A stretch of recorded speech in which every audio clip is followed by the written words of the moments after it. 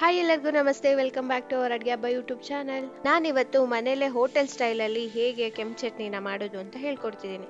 ಮಸಾಲೆ ದೋಸೆಗೆ ಹಾಕೊಂಡು ತಿಂತಾ ಇದ್ರೆ ಸೇಮ್ ಡಿಟೋ ಹೋಟೆಲ್ ಸ್ಟೈಲ್ ಅನ್ಸ್ಬೇಕು. ತುಂಬಾ ರಿಸ್ಕಿ ಏನಿಲ್ಲ, ಬೇಗ ಬೇಗ ಮಾಡ್ಬೋದು. ಬನ್ನಿ ನೋಡ್ಕೊಂಬರೋಣ. ನಾನಿಲ್ಲಿ ಕಲರ್ಗೋಸ್ಕರ ಬ್ಯಾಡಗಿ ಮೆಣಸಿನ್ಕಾಯಿ ಹಾಗೆ ಖಾರಕ್ಕೆ ಖಾರದ ಮೆಣಸಿನ್ಕಾಯಿನ ಯೂಸ್ ಮಾಡ್ಕೊಂಡು 8ರಿಂದ 10 ಮೆಣಸಿನ್ಕಾಯಿ ಮೊದಲೇ 5 ನಿಮಿಷದ ಮುಂಚೆನೆ ಬಿಸಿನೀರಲ್ಲಿ ನೆನ್ಸಿಟ್ಕೊಂಡಿದ್ದೀನಿ. ನೆನ್ಸಿಟ್ಕೊಂಡಿರುವಂತಹ ಮೆಣಸಿನ್ಕಾಯಿನ ಒಂದು ಮಿಕ್ಸರ್ ಜಾರ್ಗೆ ಟ್ರಾನ್ಸ್ಫರ್ ಮಾಡ್ಕೊತಾ ಇದ್ದೀನಿ. ನಾನು ಮೊದಲೇನೆ ತೊಳೆದು ಮೆಣಸಿನ್ಕಾಯಿನ ನೆನ್ಸಿಟ್ಕೊಂಡಿದ್ದೆ, ಹಾಗಾಗಿ ನೀರಿನ ಸಮೇತನೇ ಟ್ರಾನ್ಸ್ಫರ್ ಮಾಡ್ಕೊಂಡಿದ್ದೀನಿ.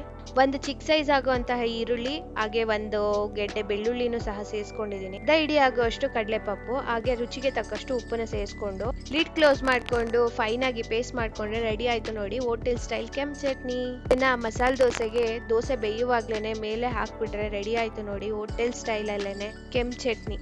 ಆಲೂಗೆಡ್ಡೆ ಪಲ್ಯ ಕಾಯಿ ಚಟ್ನಿ ಜೊತೆ ತಿಂತಾ ಇದ್ರೆ ಆಹಾ ತುಂಬಾ ಟೇಸ್ಟ್ ಆಗಿರುತ್ತೆ. ನೋಡಿದ್ರಲ್ಲ ಮನೇಲೆ ಎಷ್ಟು ಸಿಂಪಲ್ ಆಗಿ ಎಷ್ಟು ಕ್ವಿಕ್ ಆಗಿ ಮಾಡ್ಕೋಬಹುದು ಹೋಟೆಲ್ ಸ್ಟೈಲ್ ಕೆಂಪು ಚಟ್ನಿನ ಅಂತ.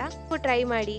ಇನ್ನು ಯಾವ್ದಾರ ಚಟ್ನಿ ರೆಸಿಪೀಸ್ ಬೇಕು ಅಂದ್ರೆ ಕಮೆಂಟ್ ಸೆಕ್ಷನ್ ಅಲ್ಲಿ ಕಮೆಂಟ್ಸ್ ಮಾಡಿ. ನಮ್ಮ ಅಡಿಗೆ ಹಬ್ಬ ಯೂಟ್ಯೂಬ್ ಚಾನೆಲ್ನ ಸಬ್ಸ್ಕ್ರೈಬ್ ಮಾಡಿ, ಸಪೋರ್ಟ್ ಮಾಡಿ. Thanks for watching.